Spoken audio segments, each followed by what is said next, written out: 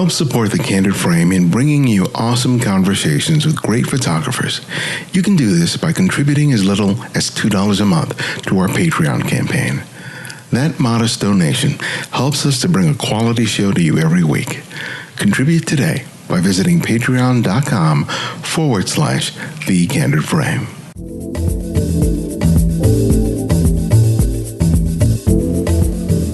This is Ibarian X, and this is The Candid Frame. There are few subject matters that are new to photography. To a degree, it's all been done before. But just because it's been done doesn't mean that a photographer can't find a unique and personal way of exploring the subject, scenes, or ideas explored in the past by others. Because each photographer can bring their personal experiences, their way of seeing, to the creative process that results in photographs that have their own voice and are not just derivative. Gerald Cyrus has used his camera to document the jazz clubs of both Los Angeles and New York. He also turned his lens onto his own family, living both in the Northeast and the South. He's also taken to the streets and practiced street photography. Each of these has been explored by other photographers, but that hasn't deterred him from defining these things for himself. His photographs in jazz clubs go beyond simply photographing musicians playing their instruments, but explores the relationships between the musicians themselves and their patrons. In New York City, he observed the differences between the more formal clubs in Lower Manhattan and the more intimate settings up in Harlem. And someone just hit me to it. I was, at a performance of Max Roach up at Aaron Davis Hall, seated next to a woman, and she asked me, did I know anything about the jam sessions at a little club called the Metro Bar up in Upper Harlem, close to Washington Heights? And I said, no, I never heard of it. She said, yeah, we had these jam sessions every Sunday night. You should go check it out. So as soon as I could, I did. And what immediately struck me was like the communal atmosphere of the room, because most of the people in the room were musicians themselves or singers. And so they would come up and they would sit in, and they all knew each other. It was almost kind of like a house party kind of atmosphere. He also spent time documenting his own family members. And though this photography didn't involve the technical challenges of shooting in dimly lit clubs, it certainly offered its own set of challenges. Relatives who didn't completely understand why he was always hanging around with a camera. Yeah, you said like to break through those defenses, almost wear down their resistance, because at first they find it amusing, and then after a while it's like, why are you still taking pictures, or what could possibly be interesting about this situation right here, where I'm sitting at a table with papers strewn across the table, or what have you, or I'm just laying down here watching TV, so. People don't often get why you're doing what you're doing or why you're taking the picture. But again, when you're able to bring them images that you've shot and show them the beauty of it, then they're like, oh, okay, this really looks nice. Okay, I had no idea this is what you were after, what you were doing. And so then that definitely, adds to the buy-in, and they start to, become more comfortable about what you're doing. And then just like I said, after a while, just start to ignore you. And that's the best, when they just basically start to ignore you and do whatever it is they're doing and not pay attention to you. We'll talk to Gerald about the role of mentors in his career and why film in a silver gelatin print holds so much magic for him in the age of digital. Welcome to The Candid Frame.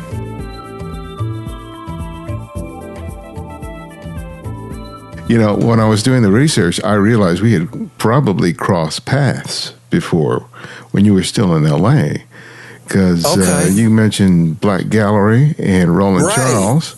And I was just like, I was hanging around there all the time back in the day. Really? Okay. Well, we definitely did then, because, that's basically where I got my start. Very shortly after I started taking classes in photography, they opened. And so I just started hanging out there, met Roland, Calvin, Donald Bernard, Willie Middlebrook. Oh, yeah, Willie, yeah. Yeah, Willie. So, yeah, man. So those are all my early mentors. Yeah, it's coincidentally, it would have been Roland's 70th birthday today. Wow. Yeah, wow. Just saw his wife post something on Facebook. For people who don't know, who aren't from L.A., Roland Charles founded the Black Gallery, which was in the Leimert Park district, the Crenshaw district. And it was a gallery that was really dedicated to photography, not just of African Americans, but people of color from out the United States, from out the world. And he was a really, an important part of the community until he passed away prematurely a while back. I think I had already moved to New York when he passed away, but I was really shocked by then. Yeah, I miss him. I miss him terribly. He was such and he was just an anchor for the whole community here, because in Los Angeles there had been nothing like that in that community, dedicated to photography. Yeah. And so absolutely, it was the magnet for so many people. Yeah. So props to Roland, man. Yeah, definitely. And then we lost Calvin, a few years ago. Yeah. So that also was, a big loss. And Willie. Of course, Willie. I mean, the giant, Willie in his photography. It was too many people too soon. But that's funny. I just saw Donald Bernard recently when I was out there in July. I was able to see Donald. Like I said, I really thankful to the guys like taking me under their wing and showing me the ropes. That's so important, and it's such a nice way to sort of gain an entry into this world of photography. By people who are not only just good photographers, but really generous with respect to sharing what they know. Right. Because in different communities, you get people who are very guarded and they have their secrets and they don't want to share them with anybody. Right. Exactly. But it's nice to have a group of men and women who are just willing to put ego and pride aside and just be open and share what they knew and pass it on. And also the obstacles they had overcome. So, you're not the first person to face these things and realize, you just got to keep plugging along. You got to keep going. And so letting you know that, okay, it's not all going to be smooth sailing. Yeah. You're going to have to, fight some obstacles. You're going to get ignored, just whatnot. But if the work's important to you, you keep doing it. What's interesting about your story in terms of your starting out is that you started photographing in some of the jazz clubs here in L.A. And, right. And personally, I can't think of a harder situation to put myself in to try and learn to take good photographs than a jazz club, because it seems like they get the memo to, get the lights down to virtually nothing. Nothing, right. And if you do get a camera in there, they give you all this grief about trying to take pictures in all that inky blackness. Yeah. It's funny because back when I started doing it back in the mid-'80s, they really didn't give you that big of a hassle. I can't really think of any club owners that really, told me not to shoot. They would just say, don't use any flash, because that would be distracting. So, of course, now you have to deal with those lighting conditions. But I would just get there early, get a spot close to the stage. And, I think this was before T-Max 3200 speed film. So what I would like to shoot Tri-X at like 1600 and then push the development. But then I just really concentrated either one on those moments where the musician was still. Like you'd come to a rest and snap the shutter then if I was trying to get a sharp image. And then the other time I would just let the motion go. And that's something I kind of picked up from looking at some other photographers, particularly Roy De Carava's, just slow. And you can't get a fast shutter speed. So let's slow it down and just let the movement and the blur overtake the image, and you can get some really interesting images that way.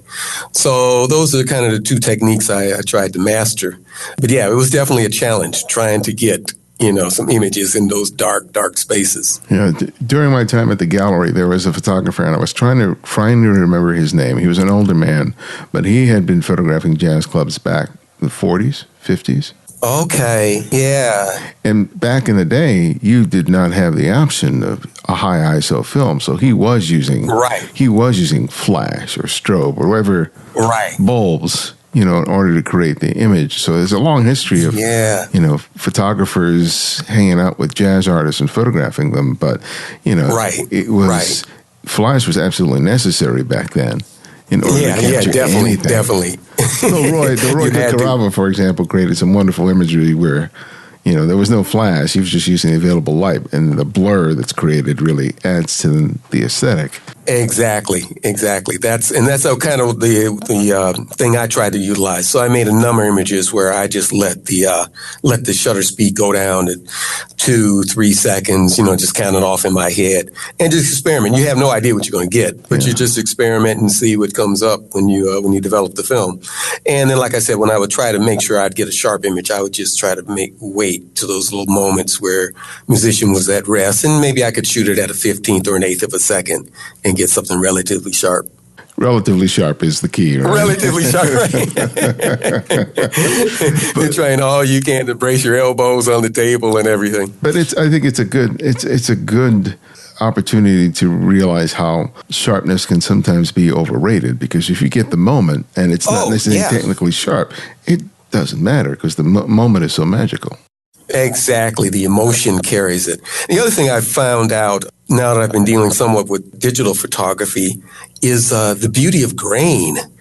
I used to just fight this grain. You try to minimize the grain. And now that you can produce these virtually grainless images, I'm like, I actually kind of like that grain, But even in the T-Max 3200 speed film, which I shot almost all of my Harlem work, jazz work with, that grain adds, a certain depth, to those images, I think. Yeah, I think that the relationship that people have to grain or noise is so related to looking at pictures on a screen where you have the benefit of magnifying it 200, 400%. Right. As opposed to how grain or noise looks at on a finished print when you're looking at the normal distance, because all of a sudden your relationship to that grain or that noise is completely different from the way people are sort of accustomed to evaluating their pictures. That's true. That's very true. Right. Yeah. Looking at prints. But, getting back to starting to sort of cut your teeth as a photographer in the jazz clubs, and I imagine that working within those kind of limitations really allow you to hone a skill that you really wouldn't be able to if you're just, say, shooting general photography, right? Because immediately you have to understand that, okay, I have the limitation of light, I have the limitation of shutter speed, I am not able to move as freely. And so what did you learn as a result of that in terms of building a really strong composition with respect to the placement of different elements in the frame and how you leverage light and shadow? Yeah, that's very interesting. Yeah, because I definitely, get a lot of it by trial and error, but as well as looking at the work of other photographers. And so you sort of see what they have been able to do with those limitations. But you definitely, you think about where the light's falling in terms of where it's hitting the musician and also where it's hitting their instrument. That's another fascinating thing about working in jazz clubs. It's just the effect of the light on these metallic instruments and just the wonderful play of light from those. And then you have to start to think about also background. I shot a lot of that stuff with moderately telephoto lens, so you have to think about what's in the background that might be distracting from the image. But one of the things I also really tried to think about is not just photograph musicians playing. Okay, there's tons of images of musicians playing, but also the interaction between the musicians on stage. I always found that interesting with jazz musicians because so much of the music is about listening and playing off what the other musicians are doing. And so I would also, try to pick up on those interactions between musicians and see if I could capture some of that, right? Those different communications that are on stage. So I thought about that, and then just also the way, definitely, there's plenty of shadow. There's tons of shadow. So you got to think about how to deal with that, how something emerges out of a shadow, right? And not be afraid of darkness, all right? A lot of my images, there's plenty of dark gray or black in them, and you can't be afraid of that. You just have to think, okay, that's going to be a huge part of the image, but where does the light come up? Where are those parts of the frame where the light does hit? and how does that interact within the darkness. Yeah, I like that you mentioned the sort of interaction and the relationship dynamic between the musicians, because that's something that I'm always trying to capture, and it's really a real challenge, because then, you know, I think it's a little easier to sort of capture that really nice moment where the saxophonist is like leaning forward, or, you know, the bass player is completely lost and just his fingers are dancing on the strings. But when you start thinking about the dynamic between them, especially if you can capture some of those verbal cues that they share, you know, because, you know, there's not like talking between the two or three or four players that are up on the stage. So much of it is, it's about listening, right? But it's like you're keeping an eye on what the other There's a person is doing communication or affirming. And when you see that happen, it's like, and you can get it. It's quite satisfying. Oh yeah. Yeah, or even just a smile. You know, somebody will play something and somebody in the stage just turn around and smile. And you know they did something that was a little unexpected, you know. Or it could be the opposite. I remember photographing Johnny Griffin, you know, Catalina's is still around, but it's in a different location now. Man, he was rough on his younger bandmates, you know, these guys. Yeah. He was probably in his 60s by then, but most of his band members are early 30s, late 20s, you know, so they were definitely learning under him. But yeah, sometimes they would play something and he'd give them a look like, no, that wasn't it. So that was interesting as well, you know. So you moved to New York at one point to get a more formal education in photography. But and you started hitting the clubs down there. Right. Tell me about the difference that you noted from the sort of downtown clubs and some of the clubs that were more uptown. What was the dynamic difference there? Yeah. Well, pretty much when I got to New York, you know, I mean, I probably spent the whole month there, my first month there in jazz clubs, because it's, you know, finally here at the Mecca. And, you know, LA had maybe at that time 3, you know, active jazz clubs that were like dedicated to jazz. Well, New York, I mean, you had, and again, this has changed also, but at that time, you had the good 10, 12 clubs that you could go to on any night. You know, I was always in the clubs, you know, photographing. And the downtown clubs were pretty much like the ones in LA. You know, you'd have the bandstand, you'd have the audience like sitting at tables around. And like I said, if I got there early, you know, I could get a seat close to the table and photograph. But there really wasn't any moving around. Once I was seated, that's pretty much where I sat during the performance. I mean, maybe occasionally I might get up and go toward the back of the room so I could get more of a full shot of the entire bandstand. But that was pretty much it. Once I found out about the little bars and lounges up in Harlem, which happened around 1994, and someone just hit me to it. I was, you know, at a performance of Max Roach up at Aaron Davis Hall, seated next to a woman, and she asked me, did I know anything about the jam sessions at a little club called the Metro Bar up in Upper Harlem, close to Washington Heights? And I said, no, I never heard of it. She said, yeah, we had these jam sessions every Sunday night. You should go check it out. So as soon as I could, I did.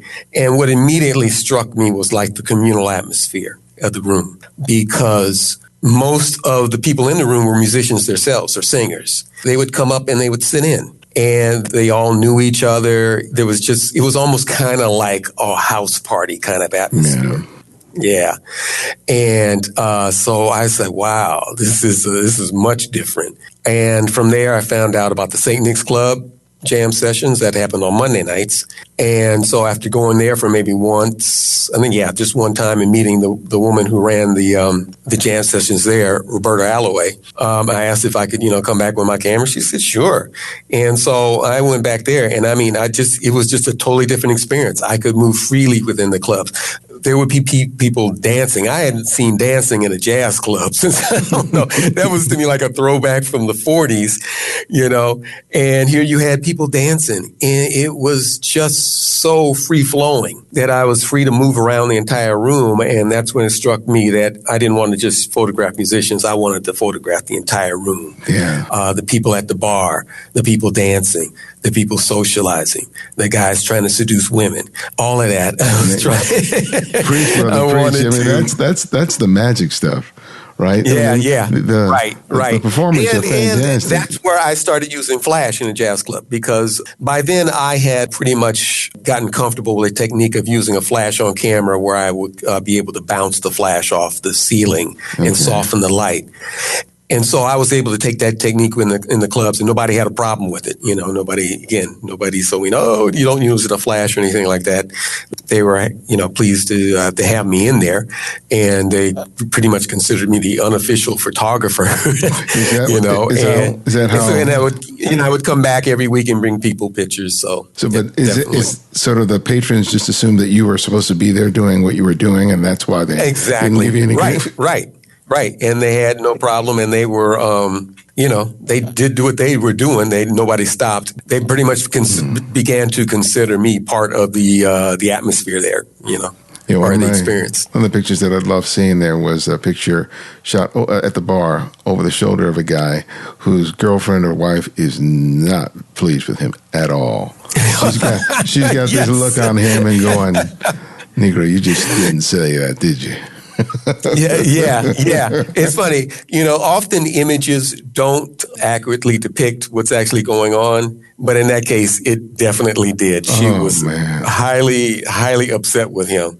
And so, I was just able to discreetly, in that case, capture that image of her with that look. Yeah. And that's what I love about so many of the photographs, because you capture some really interesting nuances of what life is in the club. Because it's not just the performers and the drinking. There's this interesting dynamic that happens between the men and the women and the patrons and the owners and the musicians and and just having the freedom to sort of fully explore. You help to tell a really complete story of what that experience is like. Yeah, that's what I wanted. And again, this never really occurred to me till I stepped into the scene. This wasn't pre-planned. This wasn't something I said, well, I want to do this. It wasn't until I showed up at the Metro Bar and then, the following week, St. Nick's Pub, that I realized, what was happening, and then through photographing, deciding what I wanted to do. And again, you have to work with the people that are there. And so how agreeable are they to being photographed? And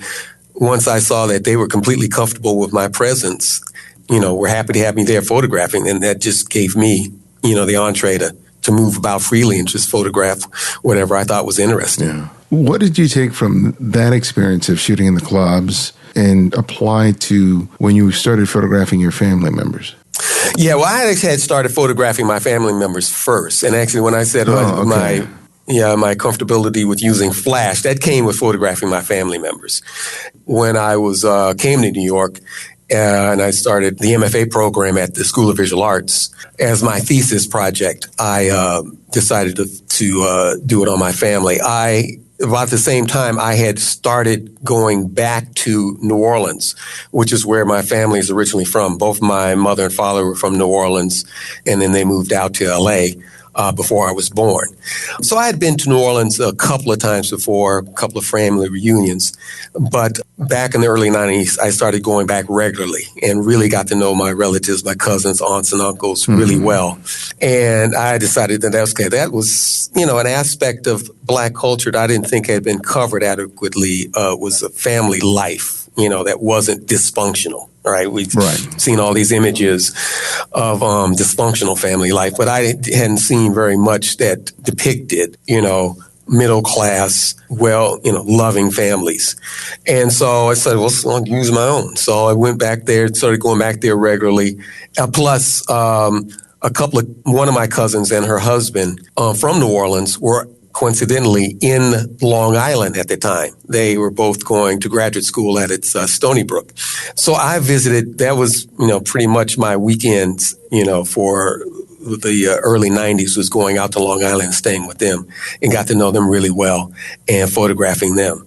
And so that's, again, in terms of technique, that's where I really got comfortable with using wide angle lenses. I didn't use wide angle lenses much before then, and then using flash as well, and being the mastering a technique of being able to bounce the flash off the ceiling and mix it with the ambient room light to get a more naturalistic look. Yeah.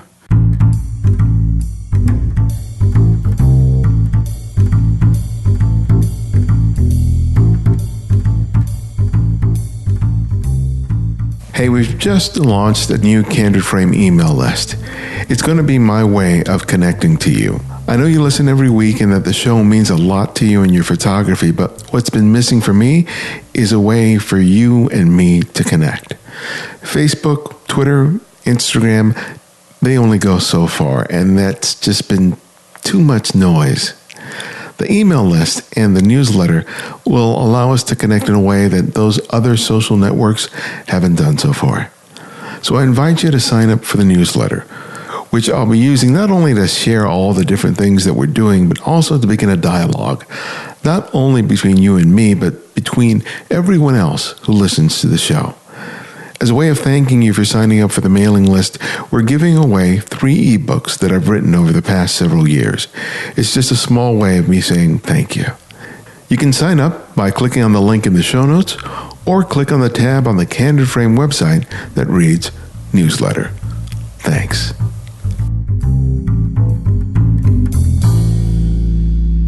Some of the best work that's ever been produced has been photographers photographing their own families.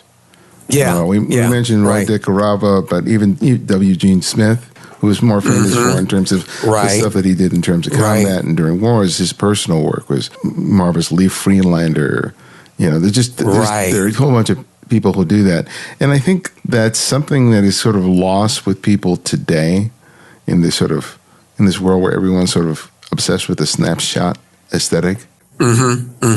But I think that also part of it is sort of being intimidated by the very people you're closest to in terms of photographing them on a regular basis, especially in a really intimate way. Yeah. Tell me about that process in terms of gaining their confidence. Because it's one thing to gain the confidence of someone who you don't know, who's opening up your lives to you. It's quite another when it's your aunt. Yeah, exactly. Exactly.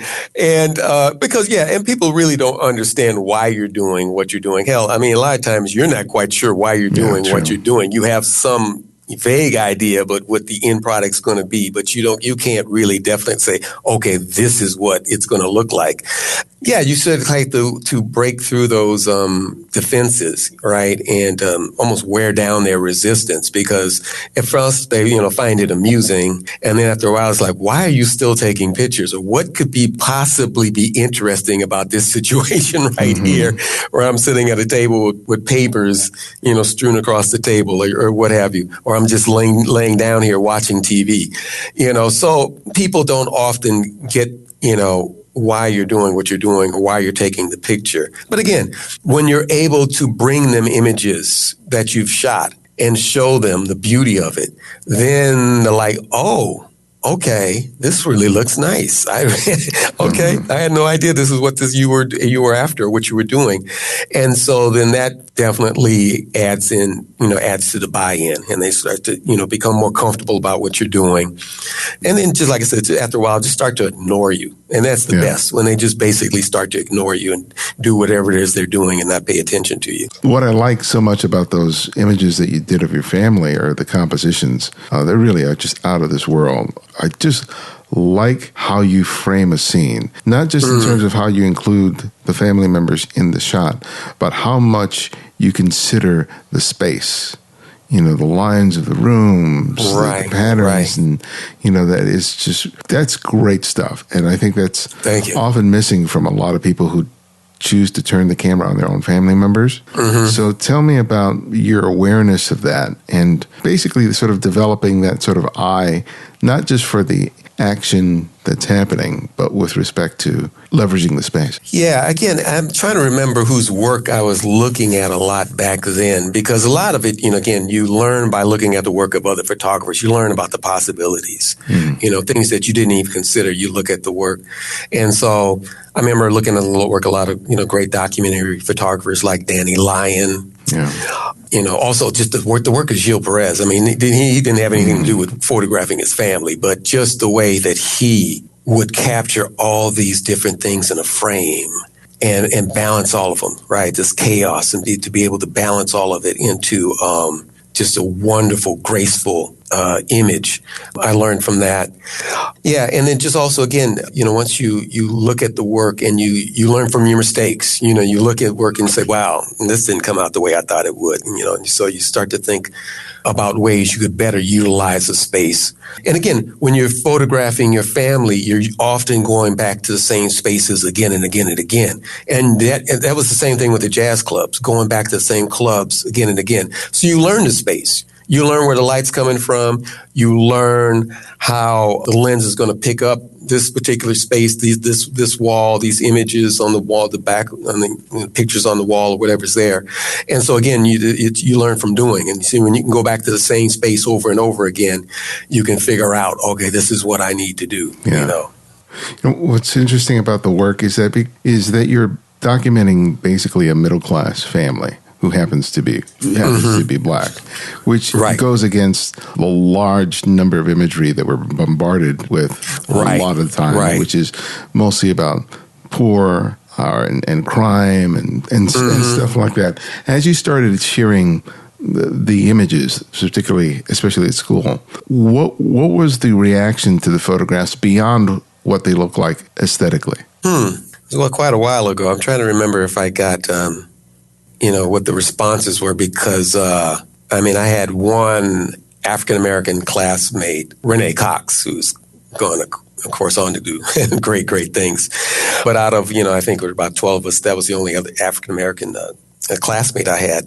And I think they did believe the work was important. And certainly, the director of the program, Charles Traub, thought it was important. He was definitely very encouraging of me to do that work.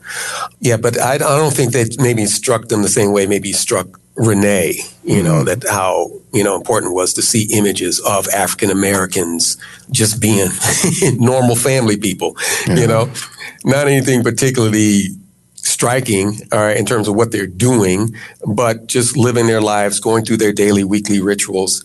And of course, not to say that they didn't have, trying experiences, but again, that kind of dysfunction, particularly, maybe it's, hard to remember back to the early 90s, but I remember there was just all this stuff in the media about the dysfunction of the African-American family, the disintegration of the African-American family. And then you just saw that over and over and over. And so, there's so much that you go, wait a minute, okay. This is not the whole picture. I asked because I had a friend of mine back in the day who had shown some work that was sort of along the same lines. And I think one of the reactions he got was like, well, where's the crime? Where's the drug stuff? Right. Part of I think that whole perspective was somehow that if you were documenting this part of that experience of an African-American family and you weren't including that, somehow you were being dishonest. Right. That you were being too selective in terms of what you were sharing. And you know what I'm saying? And I just yeah, absolutely. Right. And I think it's sort of an odd argument that's to be made, because that's not something that you normally would say about someone who is not of color, who's documenting families in a sort of similar way, that somehow because of the because of the dominant assumption of what people are like, that you expect to see those photographs in order to be able to give the greater body of work any validity. Right, exactly. That you make that assumption that those things are present, and if you're not showing them, then you're hiding them. Right.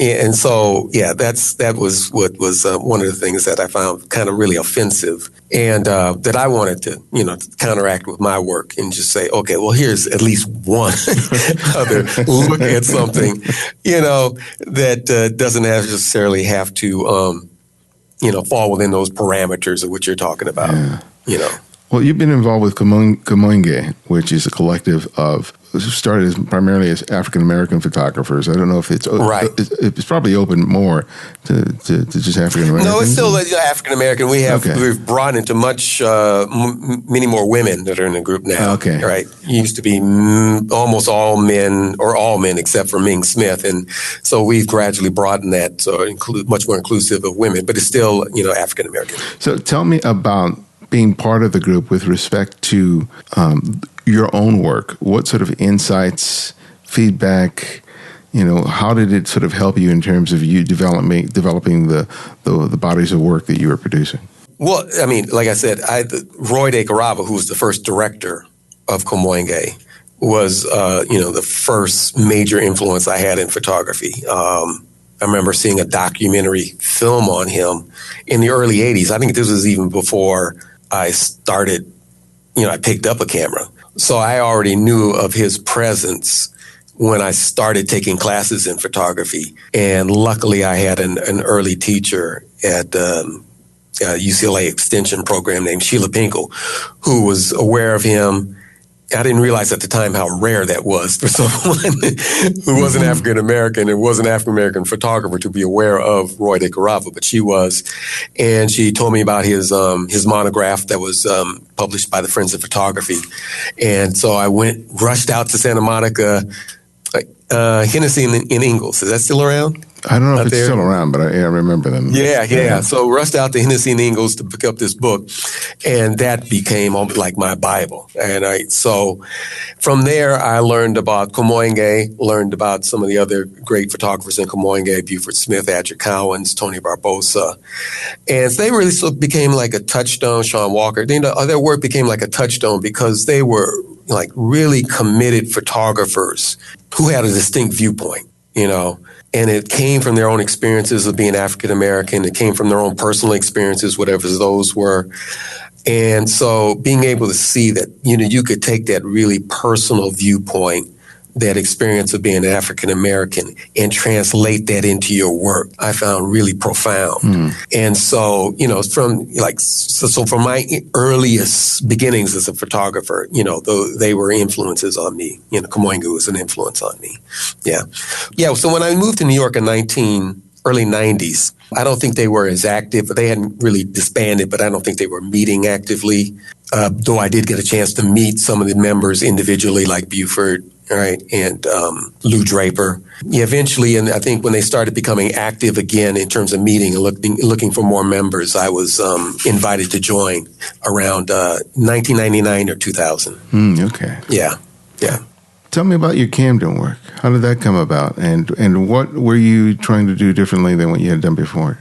Yeah, so that was very interesting to me in terms of just taking a different approach. So I moved here to Philadelphia in 2000. All right, my wife and I moved here in 2000.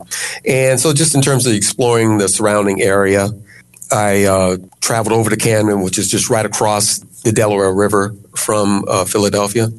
And so I went over there. I believe first time I went over there is to hear a concert along the riverfront. And so when I drove over, and as I was looking for the riverfront area, I was passing through these devastated neighborhoods. I mean, I've seen poverty before, but it's hard when you go through block after block after block of just devastated, rundown, abandoned buildings. And it's like, but then you get close to the waterfront and you go, oh, wow. So the New York State Aquarium is there.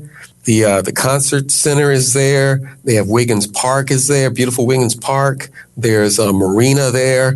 And eventually they built a minor league baseball stadium all along this riverfront. But as soon as you get out of that neighborhood, it's like a completely different world. So I was like, well, what is going on here? Because I don't think I've ever seen that kind of dichotomy that close together, right, in one city. And so I just started kind of thought I'd like to explore that. And right along that time, I guess I came up with the idea that I wanted to explore 4x5 photography. I don't know. I'm trying to remember where that idea came from. But I sort of decided I wanted to explore 4x5 photography after being a small camera photographer for, my entire career. I picked up a Crown Graphic, camera, old Crown Graphic, and just started going over into Camden trying to photograph these neighborhoods. And as I was doing that, of course, now, so here I am, this guy with a tripod, an old looking, like the same kind of camera they used to use in the movies where they would show the press photographers with the card and the hat, right? That's the kind of camera I had. So people obviously, passing along with, it's like, what are you doing? What is this about? So I'd strike up conversations with people and then we talk about Camden and whatnot. And then so I would offer to take their portrait. All right. And so I was also using Polaroid film, the Polaroid positive negative film. So I was able to give them a print right away, which, they loved. And so through that process of meeting people on the street, giving them these Polaroid prints, I just kind of struck with this whole new body of work of this mainly, on the one hand, posed street portraits of people, and on the other hand, portraits of what the physical, aspect, what Camden looks like, which at that time, for the most part, outside, like I said, outside the waterfront didn't look too good, though a lot has changed over the years. Did your friends and family wonder what the heck you were doing? You're taking that big, expensive camera down where? Right. Well, first of all, it wasn't that expensive a camera because, like I said, it was this old Crown Graphite I had picked up on eBay.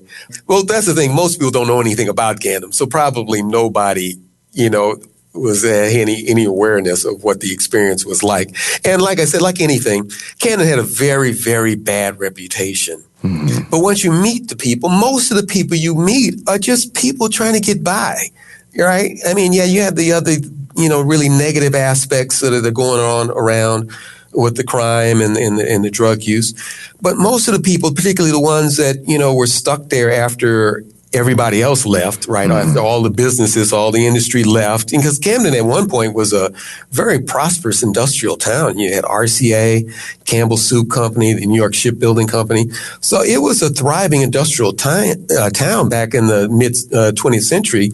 But then when those businesses left, and then when the middle class moved out to the suburbs, right, just kind of like hollowed out the city, all that was left were the poorest citizens. Mm-hmm. They're left, just try to scramble by day. But like I said, when you meet them, they're just people trying to get by. And so I would really have, these really interesting conversations with people and, was able to photograph them and hopefully, depict them in a very, humane way. Yeah. Like you said before, and, trying to gain the confidence of your family in terms of photographing, there probably was sort of analogous to what you experienced out there because people almost immediately like, right. And again, that's where the Polaroid print became, just an instant, almost kind of like Carlin Carter or way for me to gain their trust because you could immediately show them what you were doing. Mm-hmm. And then, someone across the street goes, oh, yeah, hey, what was that you just gave him? Oh, it's a Polaroid print. I just took his portrait. Oh, yeah, I want one. So all of a sudden, you have all these people offering, to sit for you. Whereas if I was approaching them cold, it probably would have been much more resistance. Yeah. You practice street photography as well, which involves in many ways, a very different sensibility because there's a randomness and a fleetingness of the moments that are sort of playing out. Right. So, with the stuff that you did in terms of jazz, the family portraits, the stuff that you did in Camden, what was the allure of street photography and what did you have to learn that was completely different than what you had been doing with the other work? Yeah, well, actually, street photography was the first thing I ever did in photography. Again, fell in love with the work of Dee Carava and Cartier-Bresson, Andre Cortege. And so, yeah, that was the first photography I ever really, practiced, in earnest was street photography. But I was trying to do it in L.A. So as you know, that can be difficult. Yeah. If you're not in downtown L.A., it's hard to find people on the street. It's always something I've gone back to. When I moved to New York, of course, that's, the mecca for street photography. So when I moved to New York, I, of course, hit the streets all over New York, particularly Harlem, to take photographs. And it's probably not my strongest area. I'd say probably my strongest area is where, I get to know a community of people and be there constantly and photograph them over and over again, like in the jazz clubs or in my family, or even when I was in Brazil and I got to be around a community of people at this place where they practice capoeira. But for street photography is always for me a way to sharpen, my sensibilities, right? To think about thinking quickly, think about always moving on to the next frame. Because once you've taken a photograph, okay, that one's over, you got to be ready for the next one. Because while you're fretting over what you possibly did wrong on the last one you took, the next picture is passing in front of you and you miss it. So that sort of sensibility of always being ready for the next picture, always always trying to anticipate what's happening, because I really think that really the best street photography comes from anticipation. You see what's going to happen before it happens. And so you put yourself in position and you're ready to snap the shutter when all these things fall into place, right? You know, the skill of anticipation, right? And just, again, being able to see things quickly and put them into place, you know, is, you know, something about street photography. You know, and it's always something, like I said, I go back to, even like I said, it's probably not my strongest aspect of my photography, but again, something I always go back to as a way of sharpening my skills, just a way of staying in tune with the world, right? Just what's going on in the streets. It's a great way to get exercise, particularly at my age. I have to think about those things. So it's a great way to just get out and walk around for an hour or two. You know, I just, like I said, it's just something I regularly go back to. It's one of, like, to me, one of the foundations of photography for me. Yeah, speaking of age. And I could say that everything I do in photography probably comes out of practicing street photography. Yeah. Oh, I can believe that. Yeah. Yeah. Speaking of age, I was just writing something about how, as I've gotten older, how appreciative I am of a good pair of shoes. You know, especially for a street photographer. Especially. Oh, yeah. Oh, definitely. Absolutely. Oh, my God. Oh, my God. I took a trip to Cuba a couple of years ago with a photography group, and I made this mistake of buying a new pair of shoes, right? Because I said, well, no.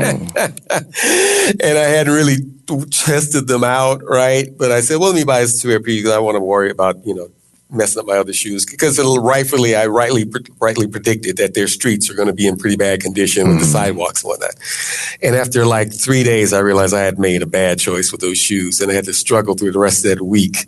So I forged through it anyway. But believe me, it wasn't you know, a minute that passed by I wasn't thinking about how bad my feet felt. Tell me about getting your work out there, because I know that some of your work is in collections. It's been exhibited, and it's, you know, especially since so much of your work is personally driven. Mm-hmm. Tell me about sort of finding a place, a home for your photographs in sort of the fine art world, considering, you know, that the inspiration for the images is so rooted in who you are and the life that you live. Mm-hmm. Yeah, well, it's, again, probably something I definitely need to be more proactive on. But I have, you know, been shown, particularly I was living in New York, I was more active about taking my work, you know, around to show the various museums and whatnot, was able to get my work into certain collections. I think with museums, and again, this may change, I don't know what in terms of now where you go in and you see you know, mural-sized prints, wall-sized prints displayed. I don't do that type of work, all right? So again, you know, how much receptiveness there is to the 16 by 20 silver gelatin print, you know, maybe it has changed so much. But certainly back then, you know, people, they wanted you to have a strong personal view, and they wanted you to have a strong take on what you were doing. And so it wasn't, they didn't find it, you know, disqualifying that maybe I was photographing my own family members, right? They were more interested in the aesthetics and that you had a strong take on what you were saying about the work. Yeah, so I have been able to get my work into certain, you know, collections, museum collections, particularly in like in New Orleans. Much of that work, my family was taken in New Orleans. So New Orleans Museum of Art naturally had an interest in it. You know, so that's also can be something where you take the work. If they have a local museum, they may be interested because it depicts, you know, their local culture there. Yeah, but that's about, you know, you know, I just try to, as much as I can, or more, or like I said, should be more proactive, but try to, you know, send workouts and make people aware of the work, and that these are, you know, personally made silver gelatin prints. You know, they're not made by a lab. Mm-hmm. You know, they're not inkjet. You know, I'm doing some digital now, so I have done some inkjet printing. But for the most part, all of my black and white work comes from film, and then they are, you know, black and white prints that have been made by me. So I think that learns a certain, you know, unique aspect to them as well. Do you have good confidence in terms of your printmaking? Yeah, definitely at this point. I do what I know what I like mm-hmm. out of a print. I know what I want to come out of a print, and, you know, I'm able to get there. I may not be the fastest printer, all right, I eventually get to where I need to go. And so I may fight and struggle with the print. If it's not working that particular day, I'll put it away and come back to it a week or so later. And usually by then I can knock it out in 1 or 2 attempts once I give myself some space to think about what I need to do. Yeah, I think my prints definitely, bring out of the image what I'm trying to get out of it. I enjoyed printing.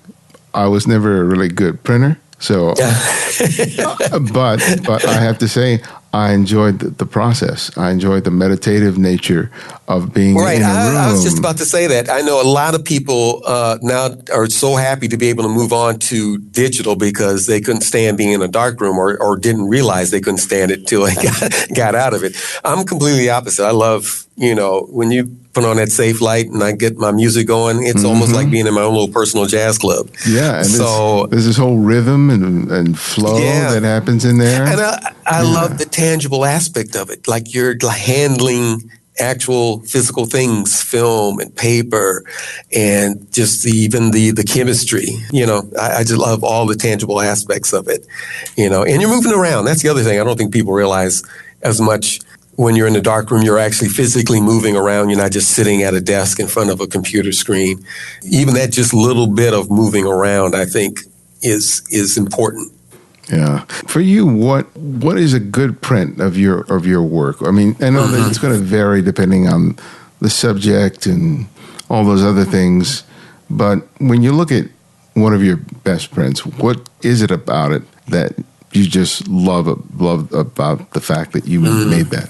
When I'm able to really bring out those silver tones, I mean, those tones, they almost sing when you get a really good print. And the shadows, have a certain depth to them. And the midtones just have all this tonal separation, and you get the highlights. They have this really nice detail. And you get all of that. And it really exemplifies like the emotion. A lot of times what I'm printing, I'm thinking about the emotion that I want from an image, right? It could be a musician, it could be a family member, or it can be a portrait of a person on the street. And I'm thinking about some emotional aspect, right? Some soulfulness I'm trying to bring out of that image. And so when I get a really good print, it has that kind of depth to it, that sort of emotional quality comes out of it. Yeah. And sometimes it may be a little darker than maybe another photographer would opt for, but, for me, that's when it seems right. Yeah. I remember when I saw Roy DeCarava's prints for the first time, the actual print, right? And I was just like, "You mean you can print this dark?" Right. And I tried for a while. That was almost sort of like a little deep black hole, so to speak, that I went down for a while trying to replicate his prints, and it had to come out and go realize, okay, now that's him. Yeah. I can't, that's his, and he knows how to get that. But for me, it was instructional. I learned a lot about printing. I learned a lot about what paper could do and what developer could do by going down that road. So even though I eventually realized that wasn't, for me, it was very instructional just in terms of learning about photographic materials. Yeah, because when I see a good print, whether it's silver gelatin or platinum or even digital, when you see someone who really knows how to work those tools and create a print that is an experience unto itself, it's not just a reproduction. That's when you realize that is an art completely unto itself. Yes, it's part of the photographic process, but it's something magical unto itself. Yeah. And I think a lot, particularly younger photographers starting out, I don't think they realize that as much. Well, for one thing, a lot of younger photographers are just only viewing their images on a computer screen to begin with, as opposed to printing a lot of it. And then when they do print it, it's, maybe just very, run-of-the-mill or very, what I say, the standard of which you would get. Sometimes you would see this in silver photography too. Some photographers would get their work printed by a lab, and it would be just sort of like a very conventional looking print. There wasn't really anything unique or deep about it. And I really think if you are going to print your work, you need to really find that spot where it really, it makes an impression on somebody as a print, not just this image, but as a print, as a physical object. It makes an impression on somebody. Yeah. Well, my last question that I ask each guest is I ask them to recommend another photographer for listeners to discover and explore, and it can be anyone, someone you've long admired or someone you've recently discovered. So who would that one photographer be and why? Well, there's a living photographer or anybody, yeah. Well, we talked about him as Leroy de Garava. I mean, for me, still, after all these years, I mean, I look at his work, and there's something there so deep and so personal, but at the same time so universal, right? And that's the key for all. You can make something so personal, right? That's what brings the power to it. But at the same time, it becomes universal as well. Just to seeing his commitment to what he was doing, right? And that wrong body of work for so long, just, that's the pinnacle I'm still trying to reach, man. Aren't we all? Still trying to get there. Yeah, absolutely, man. Absolutely. Yeah, I don't know if you were here when he had his exhibit at LACMA here in Los Angeles. And, I saw it. Yeah, I saw it in MoMA. Where's that? I think it was pretty sure the same show, right? That was at MoMA in New York. Yeah, I saw it. But he came to the Black Gallery during his time there. And all the guys that you had mentioned were just surrounding him while he was holding court. And it was just like everyone's face was just completely enraptured. But the most wonderful thing about it, because at the time, Roy was probably in his late 70s. But you could hear him talking about it as if he were like 20 years old. He was still as passionate, as engaged as anything. And that is just like one of the most wonderful memories that I have of that time, is having a chance to meet him and just to sit at his feet and hear him share about something that, I love so much. Yeah. It just, like I said, it's a body of work that I can go back to again and again. That show was incredible just for the breadth of it. I can't even imagine how many prints were in there, but just the entire span of his career. But one show I remember being blown away by was a show he had in New York. And this was probably maybe a couple of years before he passed away. It was at the Jenkins Johnson Gallery in New York. And they had this entire small room dedicated to his images of Billie Holiday. And there probably was, maybe there was 20, 25 images in that room. And I maybe had seen 2 or 3 of those images before, but the rest of them were completely new to me. And I was just stunned by just the beauty of those images of just, and first of all, just an incredible artist herself, right? An important artist. But then seeing this other great artist depict her in such a loving way, that room was just like a shrine for me. I was about to say. Yeah. Well, man, thank you so much. It really was a pleasure to next. Definitely. We would be hooking up next time I come out to LA, man.